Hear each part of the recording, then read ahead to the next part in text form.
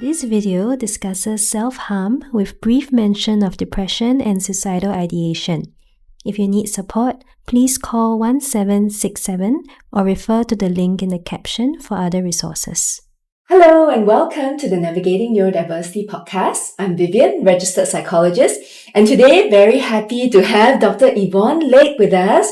Yvonne is a senior counseling psychologist, and she also started as a trained teacher in MOE. So she taught for a few years, and then Yvonne went into the guidance branch and was a guidance officer there for about 5 years before she went on to the private practice. And currently she's in a private practice, and I will link Yvonne's website down in the caption below. So thank you so much, Yvonne, for coming in. Yvonne is a friend of mine and also somebody that I really respect in terms of her expertise.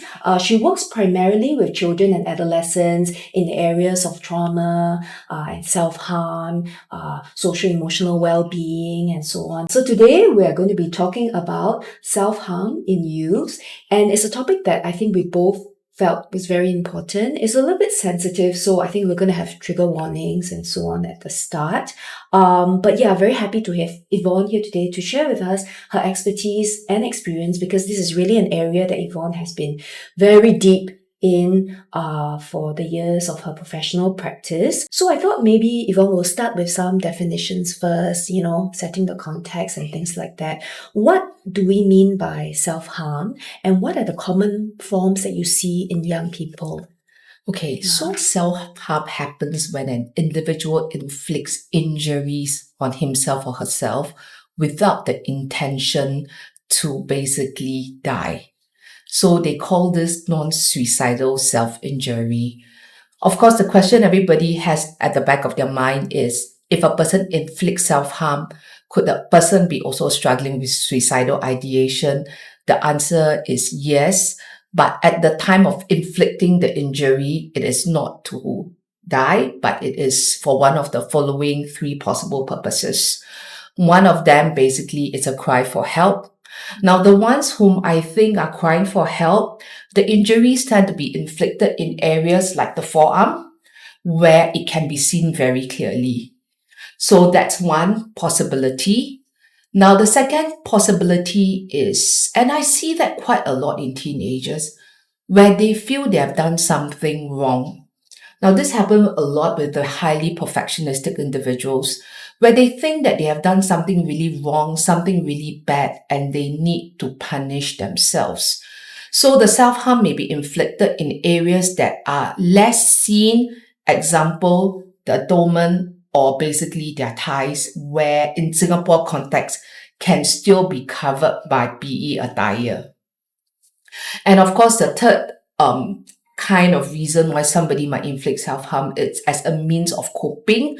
As they say, it releases pain and it helps them feel better.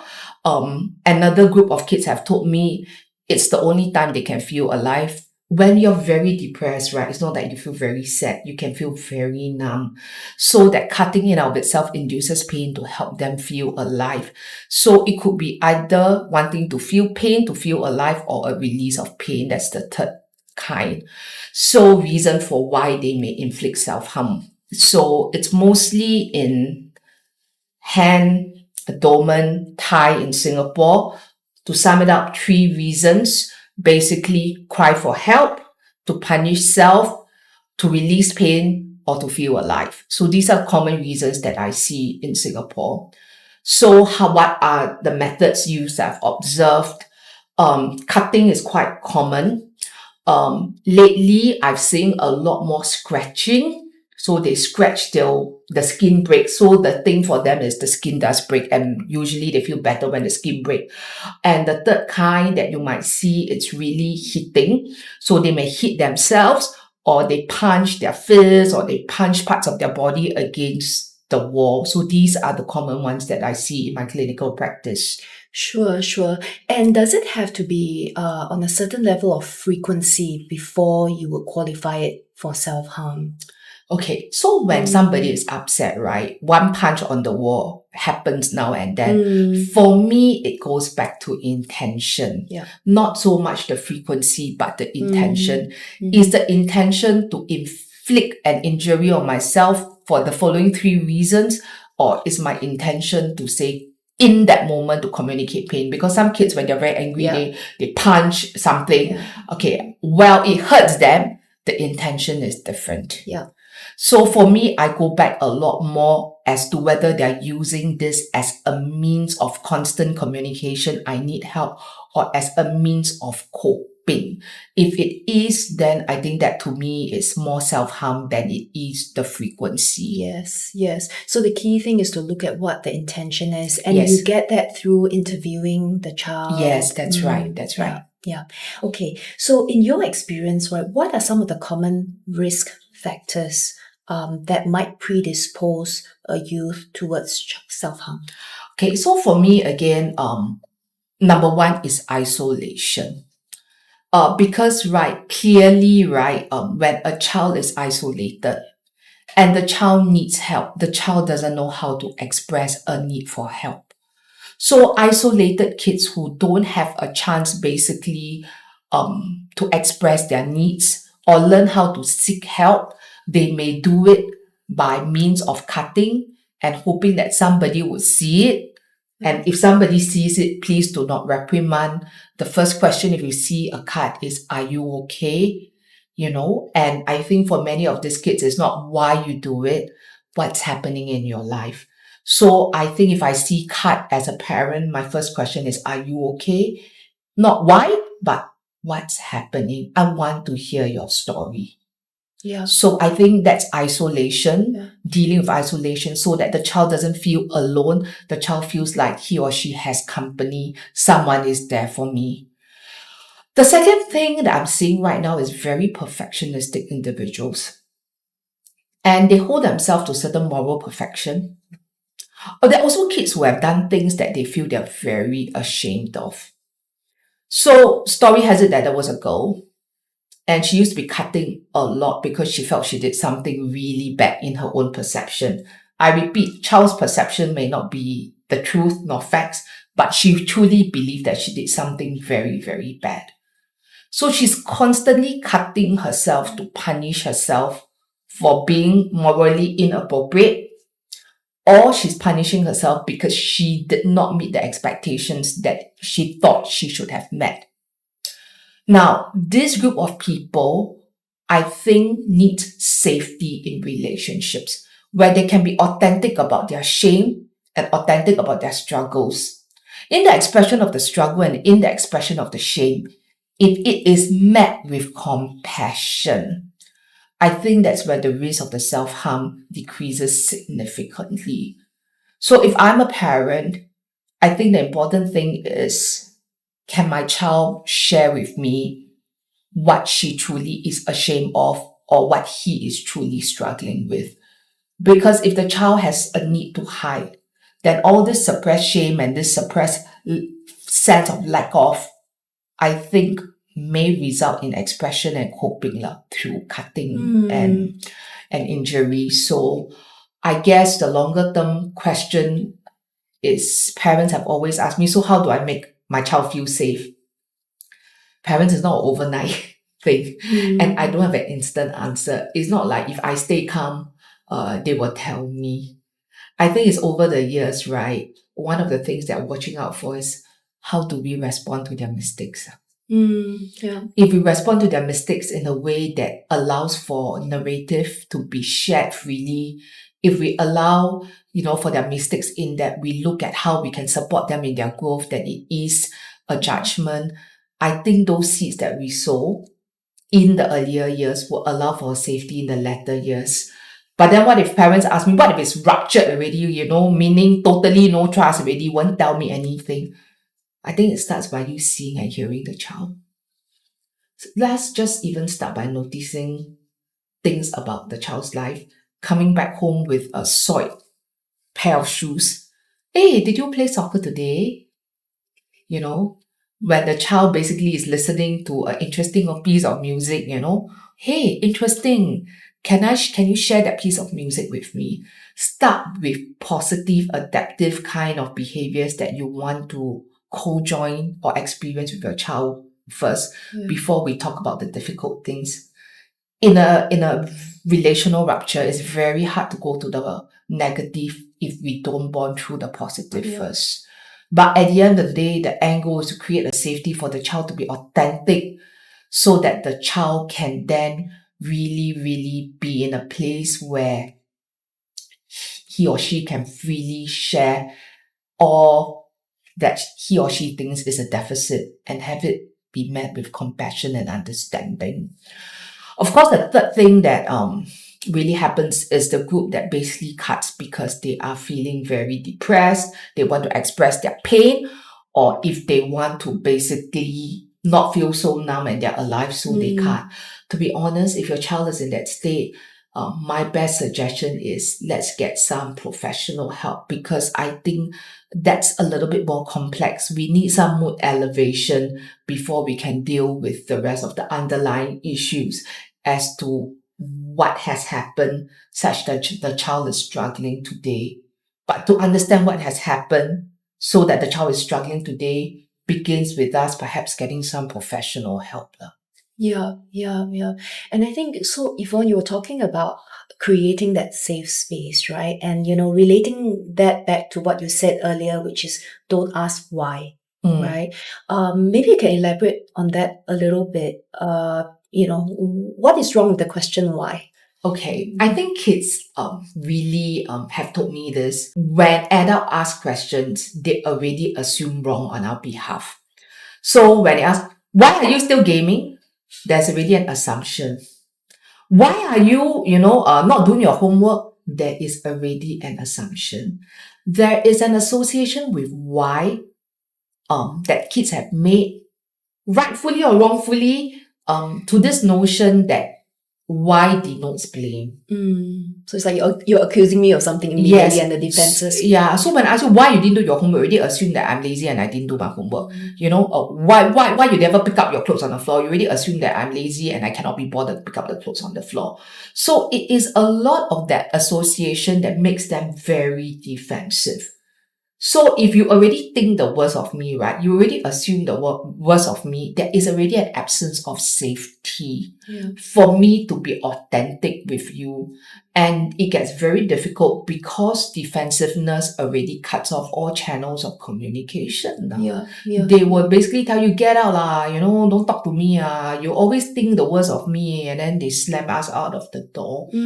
But can I tell you, parents, at the end of the day, right, more than the language, it is our being when we speak to them. When we see our kids cut, right, we get very anxious. Anxiety, we want to know. The parents is the hard part. Is to part the anxiety, right, and convey interest instead of interrogation. Because in a moment where the kid is vulnerable, we want to show interest in the child's life. But our anxiety, right, can cause us to be very interrogative, because I know as a parent, when I'm anxious, I'll be like, how come? Why? Have you? Are you sure you didn't say this? I just want answers to manage the situation rather than to convey a safety for the child to be himself or herself. I think hard part for me as a parent is to manage the anxiety and be interested instead of being interrogative. So more than just the why, even if you want to ask what happened, the tonality makes a lot of difference. It's like, child, I'm interested in your life. Your life is more than the cutting. Your life is more than the misbehavior. I want to be interested in your life. I don't want to be interrogative because you are a problem that I need to solve. But having said that, right, it takes a lot to be caught up with my child rather than be caught up by all the wrong behaviors. I almost oftentimes as a parent have to take a step back and ask myself, is this for my child, or is this to rectify or to gain control over a situation that I think is bad for my child? They're not mutually exclusive, but I have to say that one precedes the other, because in the absence of that relationship, it's very, very difficult to help that child because we don't know what's happening. Yeah, yeah. And we always say relationship building begins as soon as possible, right? Since they're young and so on.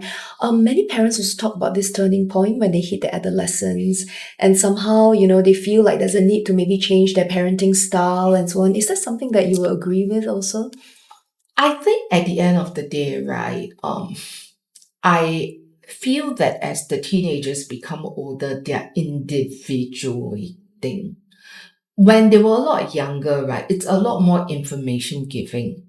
You know, right, when your child first starts learning, you'll see this is a table, this is a book, this is a chair. But I think as they grow older and as they navigate the complexities of the world, they have to take this piece of information and see how they want to use it in the world around them. Yeah. And for me, as they reach their teenage years, it's no more me dictating, but it's about me asking questions so that they can reflect and come into their own awareness. I'll give you a very simple example. Recently, right, there was an encounter with a kid whose parent told him, you must not lie, you must not lie, you must not lie, because lying is a horrible thing to do. Okay, he grew up with that piece of information and he was very torn because there was a situation, if he didn't lie, a lot of people could potentially get into a very big series of trouble. For me, that's the time where I need to ask the questions to help him navigate, the tension he has within. I think we have all been placed in situations where we have to debate, do I say it or do I not say it, even though lying is completely perhaps wrong or inappropriate. But we all have been placed in a situation where how much of a truth do I want to tell or how much of a truth we want to keep.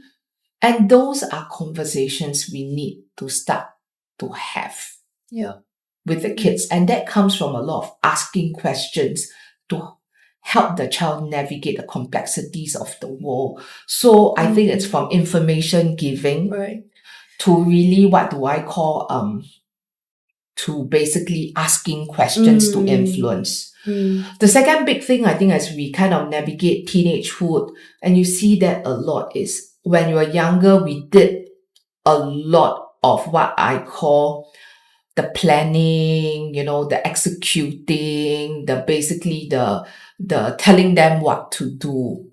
Because they're much younger at that point in time, they don't know. So we do a lot of providing, I call it. Whether it's structures, providing guidance, providing, not only structural guidance, but sometimes also, providing them a lot of the support they need to get through. But I think as they individuate, the role of providing become more cheerleading. I think as parents, we're the biggest cheerleaders. Like, what are you going through in your life now? How can we encourage you? How can we support you? How can we cheer you on? Because I think there are a lot of kids who feel like they don't have cheerleaders in their life. I'm not saying the providing is still not important. I think it's important, but there's really a big, huge added dimension that as they navigate a lot of ambiguity, uncertainty in their lives, they need somebody to cheer them on, to be able to point out their strengths, to be able to affirm them and say, you know what? I believe you can do it. And I think the third thing, as a result of all I've shared earlier, is also learning to let go. Yes. I think the letting go process, how much to let go, is challenging. For me, the third part for me is a start of a letting go process. So those are the changes I see in my own personal parenting journey. Yes. So to summarize, the first one was moving from telling, information giving, to asking questions and guiding. For reflection, for awareness. Yes. The second one was from providing to cheering them on, being their cheerleader, showing them that you have their back. Yes. And the third one is really learning to let go, I think, which is tough, I think, for some parents, as they grow up, learning to let them fall, let them make mistakes, let them make their own decisions to some extent, right? So, Yvonne, earlier you talked a bit about parents already, parental reaction, because obviously realizing that your child is self-harming is a very distressing situation, and any parent would probably panic and so on. And then you talked a bit about, yes, there is anxiety, there's panic within you, but not to move into then fact-finding, interrogation, and investigator mode, but to show interest and so on. Are there any other tips that you think would be helpful for parents to navigate this very difficult time when they first find out? Yeah.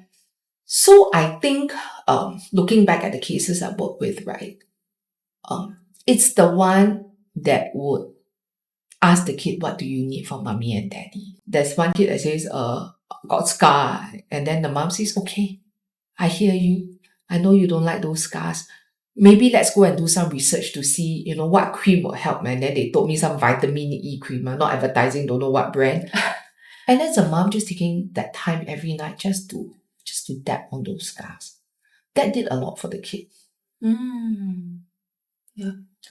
But I think the one thing that I think has always been the most powerful is when a parent can truly convey, not just in words, but in their being, I hear your pain, I see your pain, I'm with you in your pain. Because I think that's the biggest, how should I put it, shifter. When a child internalizes that from the parent, that's the biggest shift. People oftentimes ask me with kids who are cutting, when does a shift really happens? I think the shift usually happens when there's a shift in the relationship with the parents. Parents are pivotal. You are pivotal in this healing process, because I realize that when the kids are no longer isolated, when they're no longer struggling with shame, and someone really hears and sees, right, the help that they need, I think that's where the shift really comes. So I think parents, you are part of this healing process. Yeah. So really conveying the empathy and the understanding of seeing, hearing, and being here to journey with you through this difficult part of your life, right? Yeah. Tell me about, the interventions and therapy that you do as a professional. Right? So clearly, if you look at the underlying kind of issues that we talked about, right, a lot of them are actually attachment-based things. It's like, right, no one sees me, no one hears me, no one can handle me. Yeah. If people know how bad I am, I'm such a terrible person, I'll be rejected, I'm so depressed. But what got me so depressed? These are kids, a lot of times they're attachment-based wounding, relational ruptures. A significant part of the work goes there actually to see what we can do to repair the attachment. That's why parents are very pivotal. Okay, have I tried like replacing behaviors, right? Instead of cutting, snap a rubber band, use cold ice, suck a super lemon, because some of it's also sensory interventions. Those help for some, it's not help for others. Doesn't mean it doesn't work. Replacement behaviors may help for some and not for others, depending on the intensity of the emotional issues they are grappling with. For me, the underlying issue is still to look at the driver of these behaviors and solve it there. And unfortunately, each child brings a very different narrative to the table. Depending on the narrative, the intervention would then have to be put in place. Could you give us an example of because you talk about parents and attachment and things like that. Are there times where your focus of intervention is maybe with the school or the teachers or with peers? So at the end of the day, right, sometimes, right, peers play a very pivotal part. So if I'm feeling very, very, very away from home already, as a kid, I feel very far from home. My friends become my family.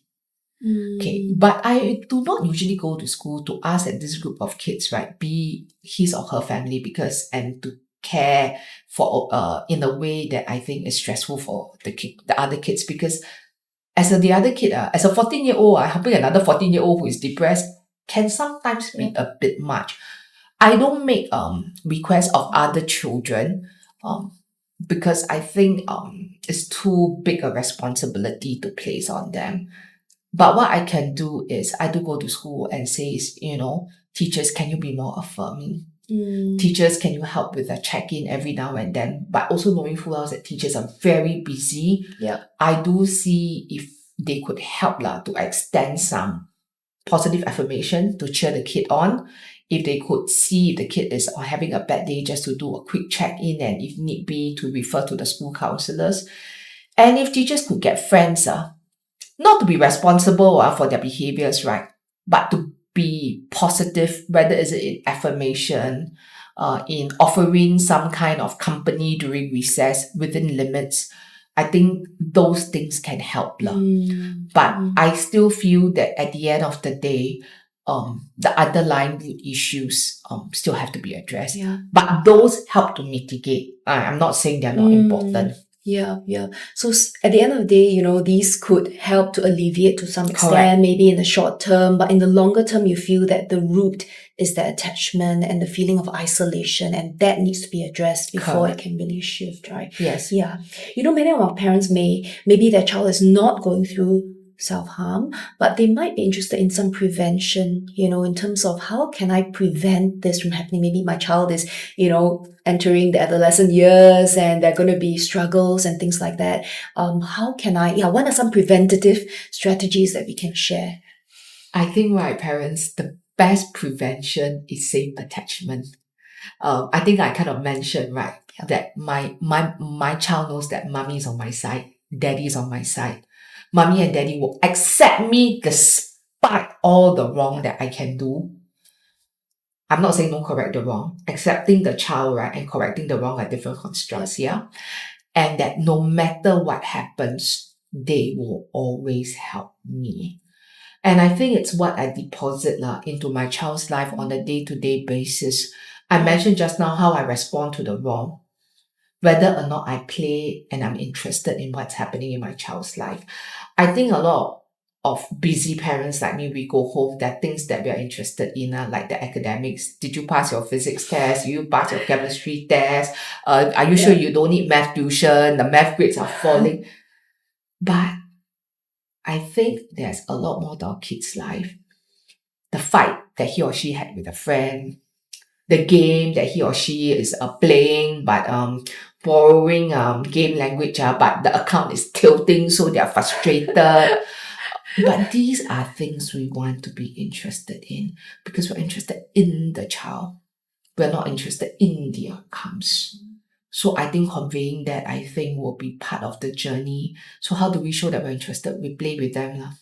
Board games take a lot of time, but very good time for bonding. Parents bonding doesn't happen, right, in negativity. It happens in the good and the calm. Bond with the child, play with the child, be interested in the different aspects of the child, not just the problematic behaviors or the outcomes. Very difficult having said and done that, because every day when we get home, right, from work, I think we are just so exhausted. To find the additional hour sometimes is very difficult. But it is very important. I think in one of the discussions we had, right, with secondary school going children, we asked them why you're not sharing with significant adults. The constant answer they come up with is they're too stressed and they're too busy and they're too tired. And I think that's what we really want to be mindful of. In our day-to-day interactions with them, have they concluded that we're too stressed, too busy, and too tired? We kind of ask the secondary school kids, how do you know mom and dad is stressed, busy, or tired? They're perpetually saying, hurry up, don't waste my time. They're perpetually saying, quickly, say it lah. Why must you take such a long time to say it? Just say it, right? There's no patience in hearing or listening.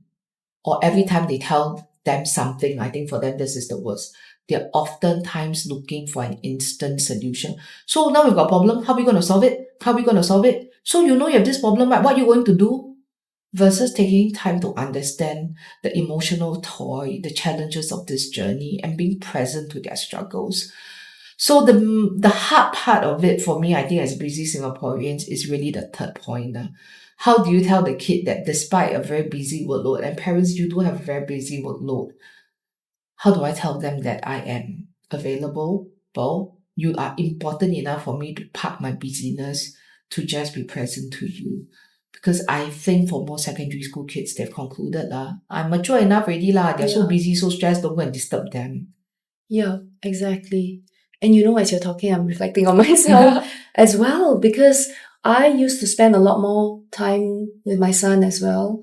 We had this mummy-son time every night, 10 minutes, lie in bed, talk about anything.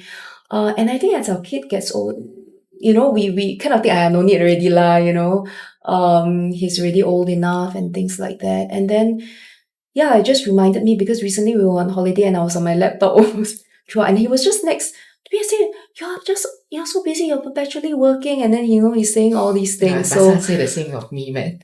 Yes, thanks for that reminder. Yeah. I think, all of us need to really think about, because it doesn't take very long, and I think it's really showing them that, I will put it aside for you. To be present to you in this time.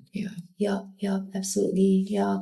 Are there anything, I know you mentioned teachers a little bit, but, are there things that, I know our schools are, we're both from MOE, we know all the efforts that are really being put into this, mental health, mental well-being and things like that. But are there things like, if you had a wish list, right, what would it be for schools and teachers, maybe the areas that you think they should focus more on? I'm a firm believer, right, that IQ doesn't expire. But whether a kid arrives really depends on the support. I think we all have high expectations, and that's well and good. But I wish the high expectations, right, will also be, I don't know whether the word is equalized or is matched with high support. But I also know that in a class of 40, it's very hard to see what support each child needs. Yeah. But I think it's so important, right, to figure out for each of this kid. I think a question I have is, what is one thing that can be done to help the child breathe better? And that's what I mean by support, because in and of itself, this is a very challenging time. My standing conversation with all my friends is, I think if I went to school at this time, I would have made it to university.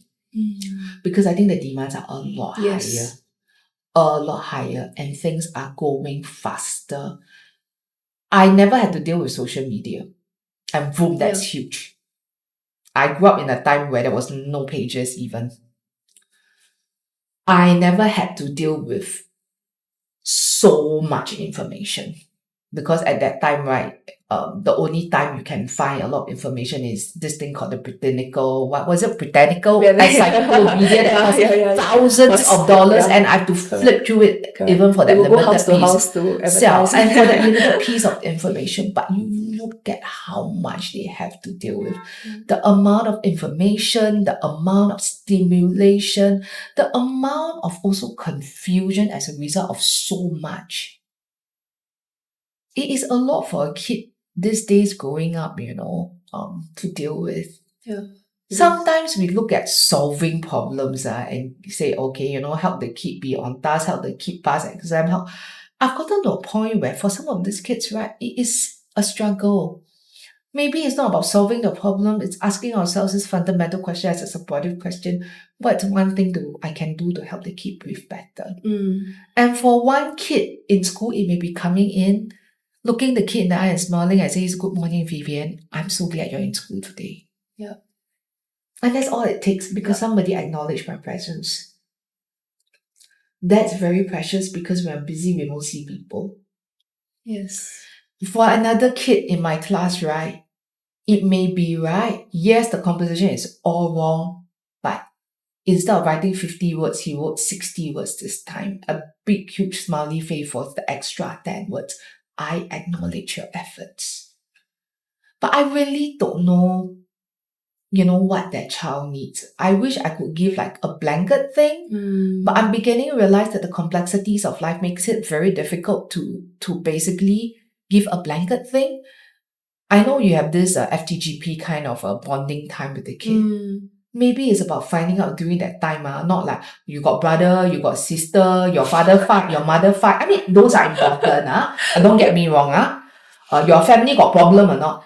Sorry, in the absence of safety, the kid's not going to be very authentic. I think a bigger question is, as a teacher, what is one thing you think I can do to help you be better at school or to cheer you on?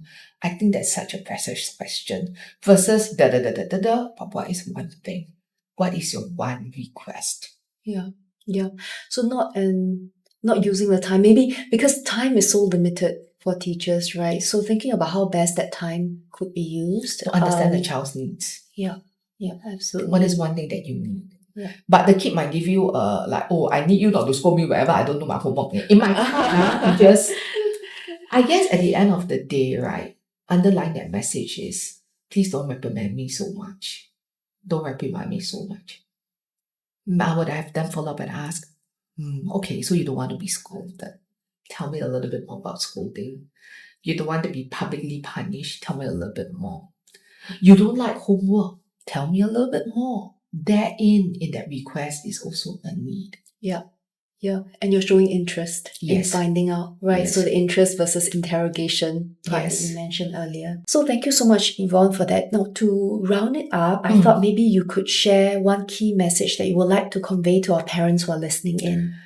Okay, parents, I'm going to be very honest with you, right? After I listened to a podcast, something of this nature, I am going to say, I did this wrong, I got that wrong, I could have done that better, my behavior led to this. I'm doing that myself as I listen. Parents, can I tell you, parenting is a learning journey. I've not gotten it right. I think Vivian may share likewise, we don't get it right. Yes. And it's impossible to get it right all the time. The important thing is you continue to persevere in loving your child and communicating that love. We may love imperfectly in that, what we offer to the kid in a moment is not what the kid needs because there can be misattunement. Yeah. But over time, I strongly believe that your child can hear your heart, which is, I love you. I'm here for you. I think that message, right, if we continue to persist and be intentional in conveying it when we have the capacity to, will make a difference. We're not going to be perfect. We're all learning together. And those very things that I said, let's try to do. There are many times that in my tiredness, I'm also unable to. But that's the reality. We are all learning. And even if there's a rupture, the good news is there can always be repair. Yeah, and that's our hope. In journeying with our parents, in journeying with our children. That's our hope. Yes, thank you so much, Yvonne. I mean, that's been so enriching for me, and I'm sure with a lot of our viewers and listeners as well. Now, if you've got any other questions for Yvonne, feel free to put it down in the caption below. And thank you so much for tuning in. Goodbye. Goodbye. Thank you.